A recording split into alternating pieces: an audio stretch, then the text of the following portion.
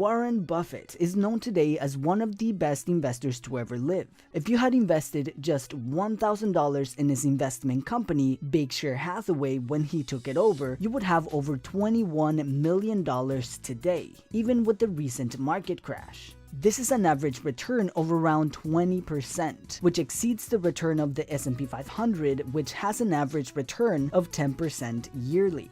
Now, how did Warren Buffett get such great results and become one of the richest men in the world? These results came from investing in companies and following a set of key principles that we'll cover in this video. So here are the 6 investing principles of Warren Buffett. Number 1. Cash is never a good investment. This is something that goes with your philosophy today. Get out of cash and get into assets, because we don't know what's going to happen to the dollar. Well, cash is always a bad investment. I mean, when people said cash is king a year ago, I mean, that's crazy. I mean, cash wasn't producing anything, and it was sure to go down in value over time. And then you always want to be sure you have enough. I mean, it's like oxygen. You want to be sure it's around, you know, but you don't need to have excessive amounts of it around. And cash, we will always have enough cash around.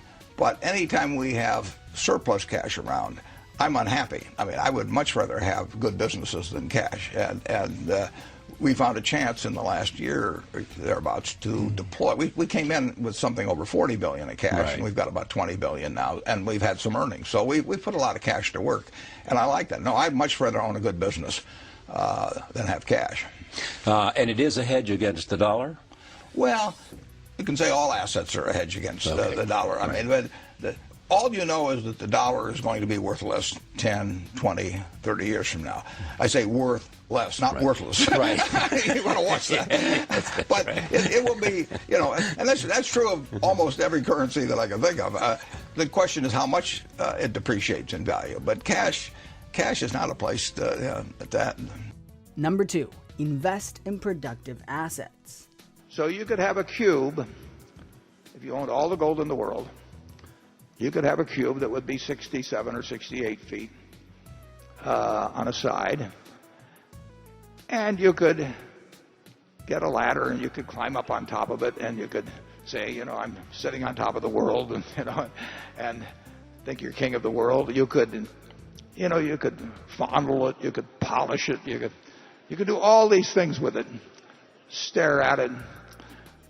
But it isn't going to do anything. You know, it's all you are doing when you buy that is that you're hoping that somebody else a year from now or 5 years from now will pay you more to own something that, again, can't do anything, but you're hoping that the person then thinks that somebody else will buy something 5 years later from him. In other words, you're betting on not just how scared people are now of paper money, you're betting on how much they think a year from now people will be scared 2 years from then on.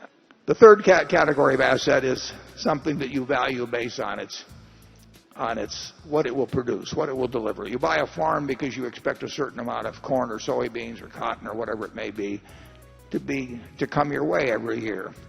And you decide how much you pay based on how much you think the asset itself will deliver over time. And those are the assets that appeal to me and Charlie. Now, there's some logical follow-on to that. If you buy that farm and you really think about how many bushels of corn, how many bushels of soybeans will it produce, how much do I have to pay the tenant farmer, how much do I have to pay in taxes, and so on, you can make a rational calculation, and the success of that investment will be determined in your own mind by whether it meets your expectations as to what it delivers. Logically, you should not care whether you get a quote on that farm a day later or a week later or a month later or a year later. We feel the same way about businesses. When we buy Iscar or we buy Lubrizol or whatever, we don't run around getting a quote on it every week and say, you know, is it up or down or anything like that. We look to the business. We feel the same way about securities. When we buy a marketable security, we don't care if the stock exchange closes for a few years. So when we look at Berkshire, we are looking at what we think can be delivered from the productive assets that we own and how we can utilize that capital in acquiring more productive assets. Number 3, stay in your circle of competence. Defining your circle of competence is the most important aspect of investing. It's not how important, how large your circle is. You don't have to be an expert on everything. But knowing where the perimeter of that circle of what you know and what you don't know is, and staying inside of it, is all important. Tom Watson Sr., who started IBM, said in his book, he said, "I'm no genius," he said, "but I'm smart in spots, and I stay around those spots." And you know, that is the key. So if I understand a few things, and I stick in that arena, I'll do okay. And if I don't understand something, but I get all excited about it because my neighbors are talking about it, stocks are going up and everything, I start fooling around someplace else, eventually I'll get creamed, and I should. Number 4, evaluate companies first.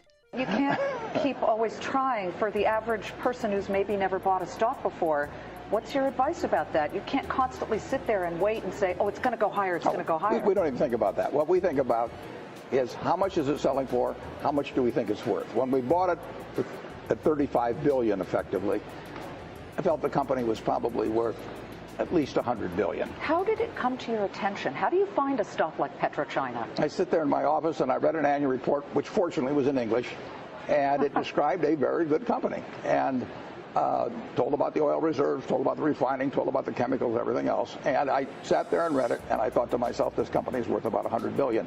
Now, I didn't look at the price first. I look at the business first and try and figure out what it's worth, because if I look at the price first, I'll get influenced by that. So I look at the company first. I try to value it, and then I look at the price, and if the price is way less than what I've just valued it at, I'm going to buy it. Number 5, play big and don't waste opportunities. Big opportunities in life have to be seized. We don't do very many things, but when we get the chance to do something that's right and big, we've got to do it. And even to do it in a small scale is just as big a mistake almost as not doing it at all. I mean, you've really got to grab them when they come, because you're not going to get 500 great opportunities. You would be better off if when you got out of school here, you got a punch card with 20 punches on it. And every financial decision you made, you used up a punch. You'd get very rich because you'd think through very hard each one. I mean, you went to a cocktail party and somebody talked about a company, you didn't even understand what they did or couldn't pronounce the name, but they'd made some money last week and another one like it. You wouldn't buy it if you only had 20 punches on that card. There's a temptation to dabble, particularly during bull markets. In stocks, it's so easy. You know, it's easier now than ever because you can do it online. You know, just you click it in and maybe it goes up a point and you get excited about that and you buy another one the next day and so on. You can't make any money over time doing that. But if you had a punch card with only 20 punches, you weren't going to get another one in the rest of your life, you would think a long time before every investment decision. And you would make good ones and you'd make big ones. And you probably wouldn't even use all 20 punches in your lifetime, but you wouldn't need to.